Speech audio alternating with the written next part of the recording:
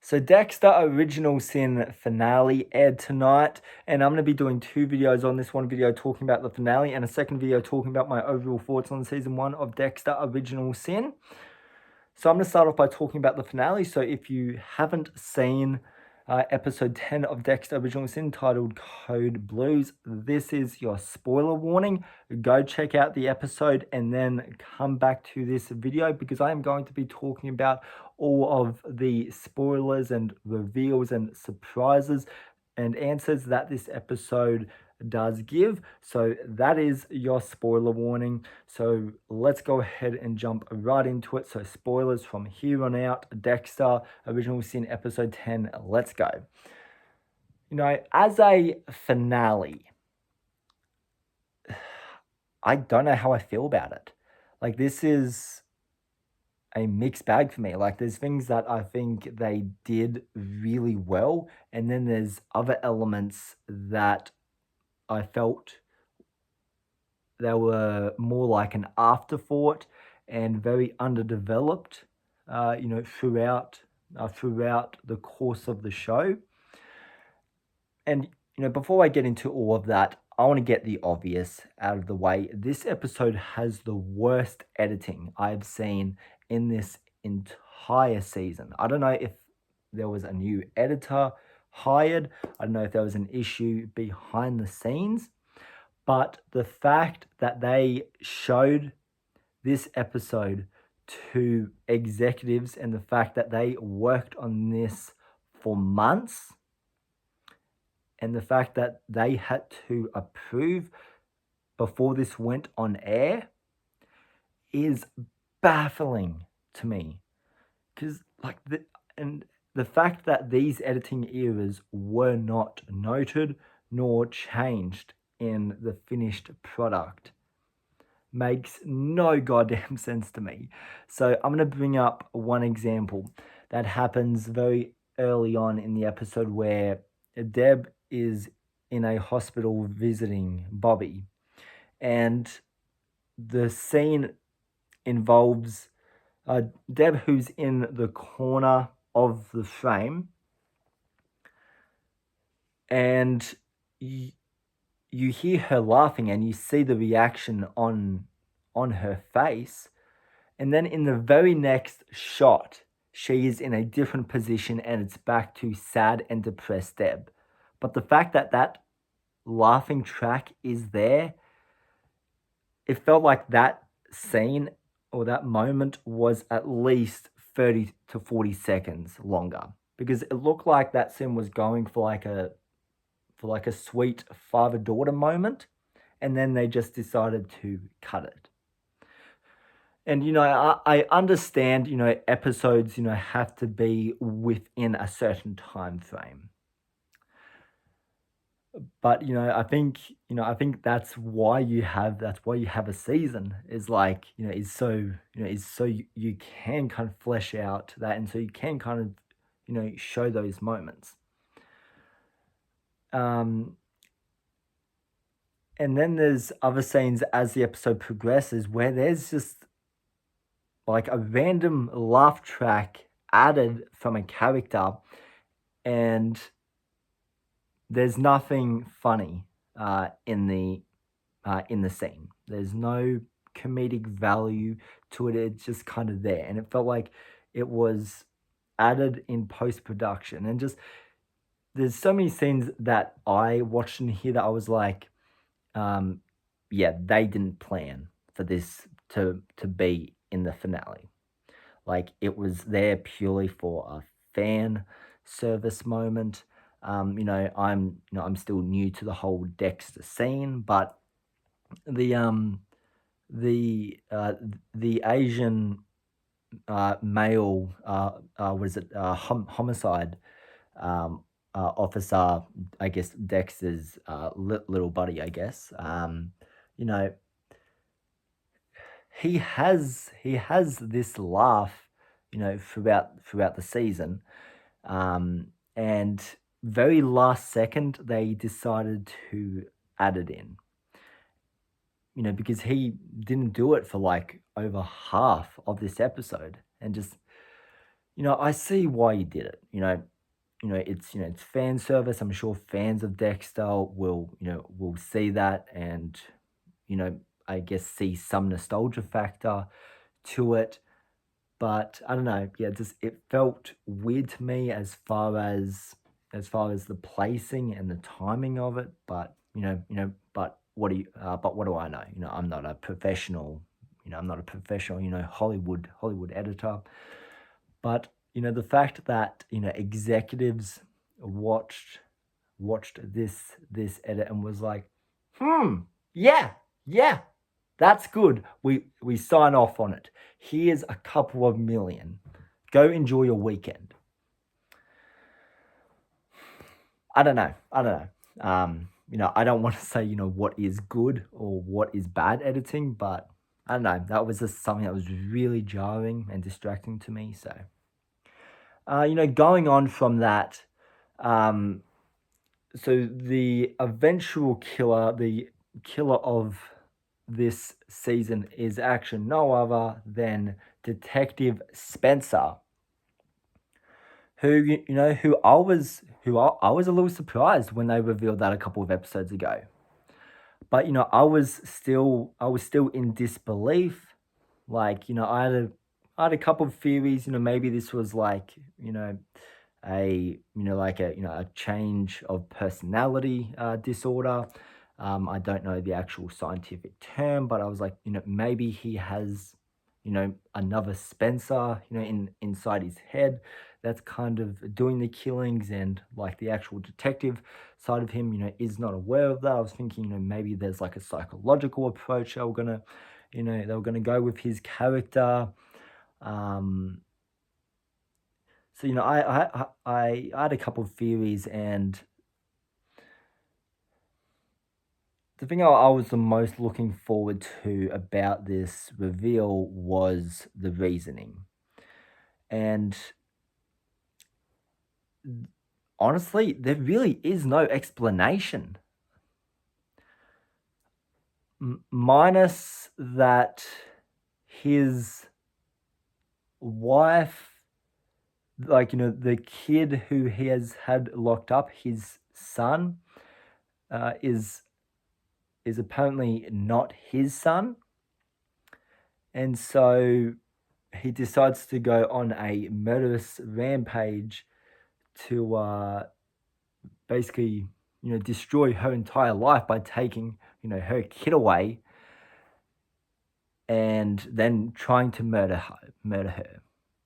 Like, there's no big, killer monologue of like, of all like the whys and whens of of why he did what he did.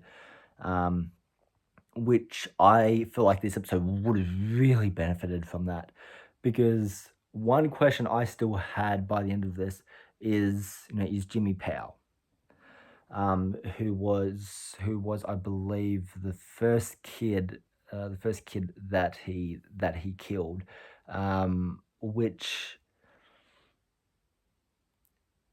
there's not much, given to Jimmy Powell's character, so you really don't know why he killed Jimmy Powers. You don't really know what Jimmy Powers' relationship is with any of these characters, within the show.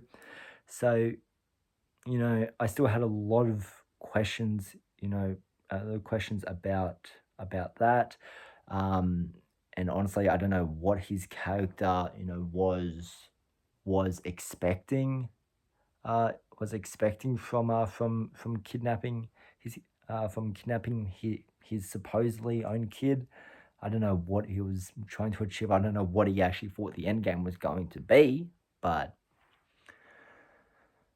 um, just yeah, I felt that they could have developed on Spencer's character, maybe given some more motivation. I understand fully, that divorces and all that, can be hard, but you don't see every father in the world, going out to kill their ex-wife. Like, it's yeah, it's and just the fact also that your first target is a kid, like you really have to be a despicable human being. And the fact that you have to cut off the finger of, of the son that you've spent years upon years of loving and caring for and protecting. And and now you find out that he's not your kid. Oh yeah, chop his fucking finger off. It's, you know, yeah, I don't get that. Like, I would have really liked to actually dive more into like Spencer's mind and really see like the evil side of him on why he feels a need to kill. Like, is he like Dexter, in the way where he does have like this killing, rampage urge to him, um, you know, or something like that, or is it something that he just, there's some sick enjoyment out of it, or is it a kink? Um, I didn't need like, like a deep exploration, into it. I just, I would like some more answers as far as, like kind of what drives, especially like, a police officer, but most importantly, a detective and a father, you know, to kill. Like, there has to be that over the edge point for him, which I felt that was a missed opportunity, but sure. And now, going on from that, Deb's story of being accepted into the police academy, which is a big part of the main line series of Dexter, um, which I'm only a few episodes into season one, so I've only really just started watching it. That storyline, I felt was really not needed. Like, I see why they did it, because it ties in to the first two episodes of Dexter. So I understand why, but it just, I know, it felt like it kind of came out of nowhere. Like, there was no kind of build up to it. It was just kind of, oh, here's a letter, Dad. Oh, I got accepted into police academy. Oh, great, we can celebrate now. I, I think the surprises and reveals in the show, I think, work, but and it makes sense within the main storyline of Dexter, but I just don't think it's executed. I think there needs to be some kind of setup instead of just kind of, like, has she actually done anything to kind of like, earn, earn herself this, earn herself like this spot? Is It's because, like, I'm trying to remember, 9 whole episodes here. I know she was the one who was like kind of just like running away and just kind of like, you know, in the background, of all the action. She never put her, her life on the line, or anything that was like, that was like a change of heart or a change of mind, being like, oh, I don't want to, study, volleyball. Now I want to, I want to go into the family business. you know, I just, even like a moment like that where it's like, change of mind, but the fact that she just kind of changes it kind of like out of nowhere, and the fact that the audience doesn't know, the fact that it, the fact that it's really hard to see this early version of Deb as a police officer. And I was hoping throughout the show that there would be like a growth, uh, or an arc for her character, seeing her as like this afraid like high school student, and then you know and then I don't know, she sees her dad being put into like a, into like a bad situation, or like something where it's like a life or death, and maybe she puts you know her her life on the line to kind of save others, and like something like that. I feel like this could have kind of benefited from, but yeah, the execution didn't work for me. It might be more explored. Deb's origin might be more explored in, in the, I guess, the later seasons, if you want to call it that. Um, and now a storyline that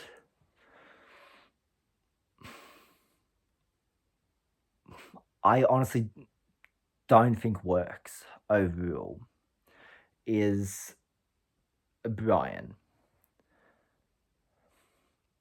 I don't know too much about this character. Like we see him as a kid quite frequently, throughout the show in flashbacks. But his storyline in this episode just feels so shoved in.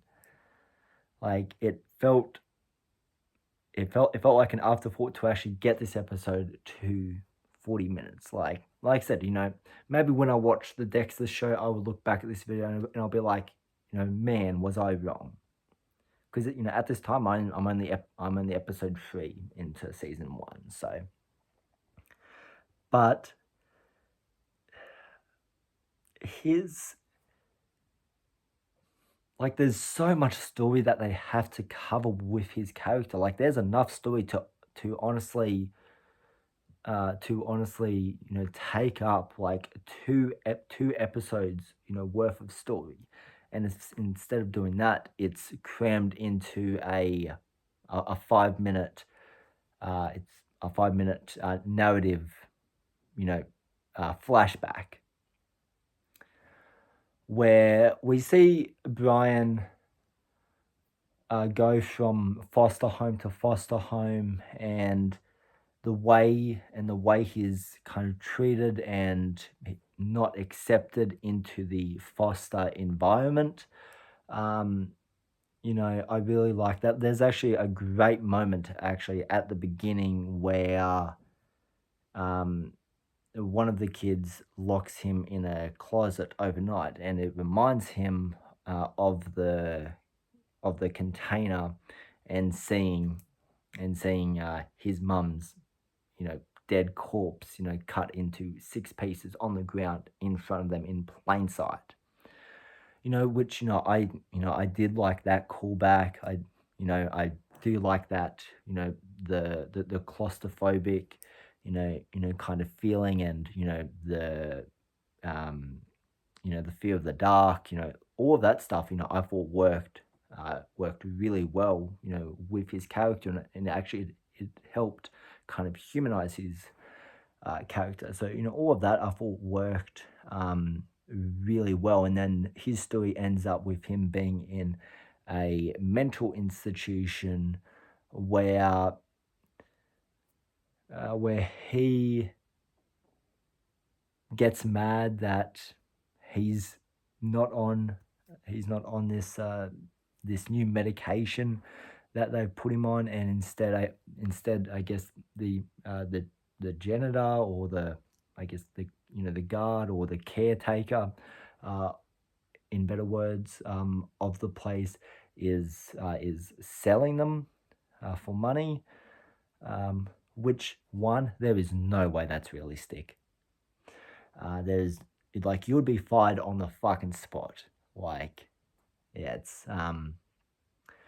and I think that I would have loved to see much more of the mental institution stuff, because like seeing it from the perspective of of sane people looking at insane people, and insane people looking at sane people, which end of that spectrum is going to win. It's going to be the sane people. Like, they're going to look at people like Brian and be like, oh, this isn't the place for you. You have to be brought to somewhere higher. um you know which all of that I really liked. So the fact that that his character was always uh the fact that his character was always like the one that was kind of being blamed, and all of that, like, I I really dug that I fully understood where his character was coming from, and just kind of going back to the mental institution. Like,